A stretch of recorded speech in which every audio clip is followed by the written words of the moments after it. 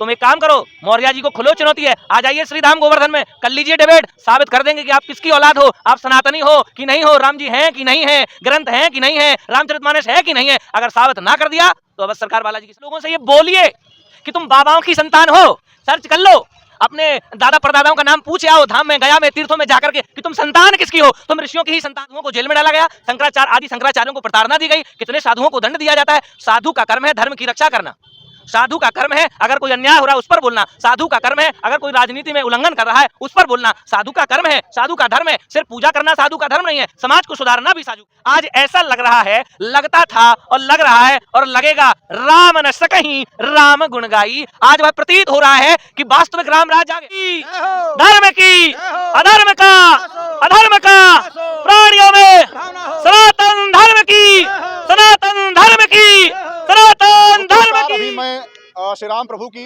जन्मभूमि अयोध्या धाम में हूँ और समझिए कि जब से यहाँ पे प्राण प्रतिष्ठा की बात हुई है तब से बड़े बड़े जो महात्मा हैं, समझिए कि जिन महात्माओं के दर्शन के लिए कोई जा नहीं पाता था, आज वो सब महात्मा अपने चरणों की चरण धूल से अयोध्या धाम पवित्र कर रहे हैं।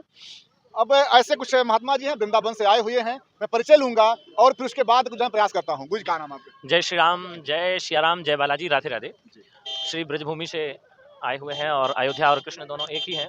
तो गुरुजी जैसे अयोध्या आने का क्या उद्देश्य आप लोगों का? बस अयोध्या आने का यही उद्देश्य है कि भगवान 11 दिन तक अनुष्ठान होगा और 22 तारीख को भगवान जो है विराजमान हो जाएंगे। धर्म की अधर्म का, अधर्म का प्राणियों में, सनातन धर्म की, सनातन धर्म की, सनातन धर्म की, सनातन धर्म की।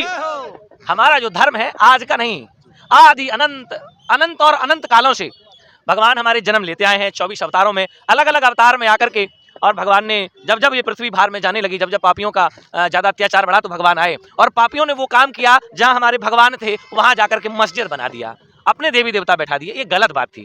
आज उन लोगों को चाहिए कि वो भी राम जी में आए और अपनी गलती स्वीकार करें कि हमारे पूर्वजों ने गलती की थी और आज सुधर गई है तो हम भी उसमें शामिल हैं। जैसे हम शामिल हैं आप भी शामिल रहिए, आपके त्योहारों में हम रहते हैं तो हमारे त्योहार में आप भी लगिए। और मानिए आज ऐसा लग रहा है, लगता था और लग रहा है और लगेगा, राम न सकहीं राम गुण गाई। आज वह प्रतीत हो रहा है कि वास्तविक राम राज आ गया, भगवान दशरथ के पुत्र पैदा हो गए और राज्य कर रहे हैं और चारों तरफ जय जयकार हो रही, जय श्री राम के। हमारे वृंदावन में भी जय श्री राम चल रहा है।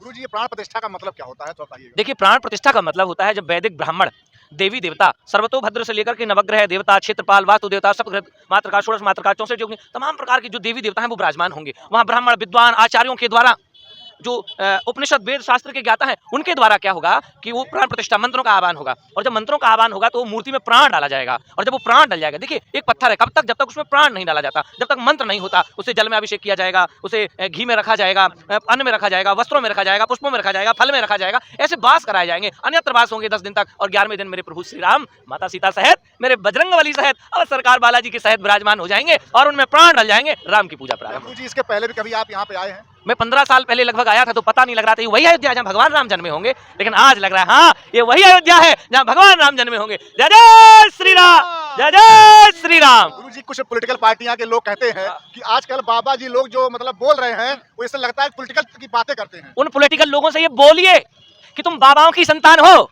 सर्च कर लो, अपने दादा परदादाओं का नाम पूछ आओ, धाम में गया में तीर्थों में जाकर के कि तुम संतान किसकी हो। तुम ऋषियों की ही संतान थे, संतान हो या तो फिर बाबा औरंगजेब की होगे, जैसा बोल रहे हैं तो तुम किसी और के होगे, फिर औरंगजेब जैसे संतान होंगे तुम। अरे तुम सनातन संतों की ही संतान हो जो आज इस पृथ्वी पर खड़े हो, और इन्हीं सनातनियों की देन है जो राजगद्दी मिली थी तुमको। अरे आज तो मौसम ये है, अगर कोई कह रहा राम तो तुम भी राम कह दीजिए। अगर बीजेपी लड्डू खा रही है तुम्हें खाने में क्या हर्ज है? तुम डबल मेथी का बनाओ, सर्दी चल रही है मेथी लगाओ, तिल गुड़ लगाओ। हम किसी के समर्थक नहीं है, हम उसके समर्थक है जो हमारे राम का समर्थक है, हम उसके समर्थक है जी। उनका ये कहना है कि मोदी जी सब कुछ कर रहे हैं, ये केवल 2024 को मतलब उद्देश्य मान कर रहे हैं। भैया तुम क्यों नहीं कर लिए? तुम्हारे पास तो 15 था, 14 था, 13 था, 10 था, तुमने क्यों नहीं किया? तुम क्यों इधर उधर घूमते रहे? तुम मंदिर बना लेते, तुम मलाई खा लेते, तुम रसगुल्ला खा लेते। अरे तुम मंदिर बनाते तो हम तुम्हारे साथ खड़े हो जाते। आज जिसने बनाया हम उसके साथ खड़े हैं, तुम बनाओगे तो तुम्हारे साथ। अभी है बकाया है, आइए हमारे मथुरा में और कृष्ण जन्मभूमि में केस लड़ रहे हैं जो हम केस लड़ रहे हैं, केस चल रहा है, कोर्ट ने स्वीकार कर लिया, साथ दीजिए, आइए बनवाइए, मंदिर बनवाइए। हम कह रहे हैं कि मथुरा की मस्जिद हट जाएगी तो हम अपनी तरफ से अवध सरकार बालाजी के भक्त 11 एकड़ जमीन उन्हें दान दे देंगे। पहुंचाइए आप मेरी बात को मीडिया के द्वारा उन नेताओं के लिए कि करवाएं मथुरा में जो है कृष्ण जन्मभूमि के बराबर में जो मस्जिद रखी है उसको हटवाएं और बनवाएं भव्य मंदिर। हम आपके साथ हैं। जिन नेताओं को न्योता नहीं दिया गया हाँ। वो कहते हैं कि मुझे निमंत्रण नहीं मिला, लेकिन जिनको मतलब भेजा गया वो कह रहे हम आएंगे नहीं। किनको नहीं निमंत्रण? अखिलेश यादव जी ने कहा मैं नहीं जाऊंगा, हाँ। और भी नेता कह रहे हम नहीं जाएंगे। देखो तो क्या कहना है? वो कहते हैं ये सब बीजेपी का मतलब करा धरा है। देखिए अखिलेश जी को मैं भी बहुत बहुत साधुवाद देना चाहूंगा, बधाई देना चाहूंगा, क्योंकि उनसे भी मैं मिला हूं, बातचीत हुई है। अच्छे नेता हैं, पढ़े लिखे हैं, उन्होंने अच्छे काम किए हैं। जो बड़ाई है वो बड़ाई की जाएगी, जो बुराई है वो बुराई की जाएगी। अगर वो नहीं आ रहे तो इसमें उनकी गलती है, कहीं ना कहीं ना समझी है। संतों को प्रणाम करना चाहिए। अरे तुम यदुवंशी हो, तुम्हें तो और भगवान के कुल के हो, तुम्हें तो आना चाहिए, राम जी की शरण में आना चाहिए और लोगों को दिखाना चाहिए नहीं नहीं तुम अकेले नहीं, मैं भी तुम्हारे साथ हूँ, तो जनता तुम्हारे साथ भी होगी। तुम ये दिखाना चाहते हो वोट पाने के लिए कि हम अलग हैं, तो सनातन से कोई अलग नहीं है। जितने भी धर्म, मजहब, पंथ, ग्रंथ जो भी लिखा गया है वो सब सनातन और वेदों से ही लिखा गया है और कहीं से नहीं लिखा गया है। जी एक मौर्य जी हैं, बहुत ज्यादा उल्टा पुल्टा बोलते हैं, क्या कहना है ऐसे लोगों को? देखिए मौर्य जी क्या हुआ है, वो ना कुत्ता घर का और ना घाट का, ऐसा हो गया है। अब जब कुर्सी की शौक होती है ना बैठने की, और जब कुर्सी से उतार दिया जाए तो आदमी का जो चूतड़ होता है वो लाल हो जाता है कहीं कुर्सी में बैठने से, तो उनका चूतड़ और मुंह दोनों लाल हो गया है। वो हमारे मुकाबले नहीं पड़ रहे हैं, मार मार कर सही करवा दें उनको, जो है राम के लिए बोल रहे हैं। तुम एक काम करो, मौर्य जी को खुलो चुनौती है, आ जाइए श्रीधाम गोवर्धन में, कर लीजिए डिबेट, साबित कर देंगे कि आप किसकी औलाद हो, आप सनातनी हो कि नहीं हो, राम जी हैं कि नहीं है, ग्रंथ हैं कि नहीं है, रामचरितमानस है कि नहीं है। अगर साबित ना कर दिया तो अवध सरकार बालाजी की संतान नहीं है। आप ही लोगों की ये बात सुन करके वही लोग कहते हैं कि बाबा जी का पूजा करना, वो लोग पॉलिटिकल बातें क्यों करते हैं भाई? बहुत सुंदर। देखिए बाबाओं का काम है धर्म की स्थापना करना। जब तक बच्चों में धर्म का संदेश नहीं जाएगा वो माता पिता की सेवा नहीं करेंगे। बच्चे को सिखाना पड़ता है, बेटा ऐसे रोटी खाओ, ऐसे पानी पियो, अग्नि है जल जाओगे। अबोध जो बालक होता है ना वो धीरे धीरे चलता है तो अग्नि कुंड में जाएगा, वो उसे नहीं पता है अग्नि में जल जाऊंगा। तो इसी प्रकार से साधु लोग, हमेशा रण में कितने साधु मरे, कितने साधुओं को जेल में डाला गया, शंकराचार्य आदि शंकराचार्यों को प्रताड़ना दी गई, कितने साधुओं को दंड दिया जाता है। साधु का कर्म है धर्म की रक्षा करना, साधु का कर्म है अगर कोई अन्याय हो रहा है उस पर बोलना, साधु का कर्म है अगर कोई राजनीति में उल्लंघन कर रहा है उस पर बोलना, साधु का कर्म है, साधु का धर्म है। सिर्फ पूजा करना साधु का धर्म नहीं है, समाज को सुधारना भी साधु का धर्म है। अयोध्या धाम में कुछ संत लोग हैं जो कि मोदी जी का विरोध कर रहे हैं, तमाम उल्टी पुल्टी बातें जो नहीं हम कह सकते हैं, ऐसा कुछ कह रहे हैं। इस पे क्या कहना है आपका? देखिए जो ऐसा कह रहे हैं शायद उनके कुछ हो गया होगा, शायद रात में नींद ना आती हो तो सुबह जगह और बड़बड़ा दिए कुछ भी। संतों को देखिए हमने जो बातें बोली हम किसी के विरोध में नहीं बोले हैं, उनका जवाब दिया है हमने, सीधा साफ जवाब दिया है। और सीधा जवाब देने के लिए हम जाने जाते हैं, अवध सरकार बालाजी के नाम से जाने जाते हैं, इसलिए जाने जाते हैं, सीधा जवाब देते हैं। जो विरोध कर रहे हैं वो होता होगा, उनका कुछ बिगड़ा होगा, मैं नहीं कहूँगा, मैं तो यही कहूँगा उन साधुओं को चरणों में नमस्कार करते हुए कि विरोध किसी का ना करें। राम जी आ रहे हैं उस उत्सव में आनंद लें, विरोध करना है तो बाद में करिएगा। जी कितना अयोध्या नगरी में परिवर्तन हो, विकास कैसा लग रहा है? हाँ, विकास की बात करें तो सच में मन प्रफुल्लित हो गया। हमारे मथुरा में भी विकास हुआ है, होने जा रहा है, अभी कॉरिडोर बनेगा वृंदावन में, तो कैसा होगा मुझे लगता है ऐसा ही होगा जैसा यहाँ हुआ है। विकास देख करके तो मन प्रसन्न हो गया। हम चाहते थे कि हमारी जहाँ जहाँ धर्म की नगरी है वहाँ चौड़े रोड हों, लोग पैदल भी जा सकें, लोग गाड़ियों से भी जा सकें, लोग रिक्शे से भी जा सकें। तो अयोध्या में लोग गाड़ियों से, रिक्शे से, पैदल भरपूर मात्रा में जा रहे हैं, भरपूर जगह है। तो विकास के लिए उस सरकार को धन्यवाद, उस व्यक्ति को धन्यवाद जिसने समझा समाज का दर्द, जिसने समझा भक्तों का दर्द, जिसने नीचे से लेकर के ऊपर तक के व्यक्ति को दर्द को समझा है। वो विजयी हुआ है, विजय होता रहेगा। कितनी पीढ़ियां हम लोगों की चली गई इसी आशा में कि श्री राम जन्मभूमि बनेगा, हम जाएंगे, दर्शन करेंगे, लेकिन वो सौभाग्य उनको नहीं मिला। आज जो युवा हैं, जो भी लोगों को अवसर मिला है, तो आप एक युवा संत हैं, तो युवाओं के लिए क्या कहेंगे आप? युवाओं के लिए कहिए कि लगन तुमसे लगा बैठे, जो होगा देखा जाएगा। लगन तुमसे लगा बैठे, जो होगा देखा जाएगा। कभी दुनिया से डरते थे तो छुप छुप आहे भरते थे। सुनिए इस बात पे सुनिए कि कभी दुनिया से डरते थे, कैसे डरते थे? कहीं अयोध्या चले जाएं, ऐसी सरकार है डंडा मार के जेल तो ना डाल देगी। लेकिन आज युवाओं को डरने की जरूरत नहीं है, वो बाइक गाड़ी पैदल पैदल आ सकते हैं। जो उठा बैठे, जो होगा देखा जाए।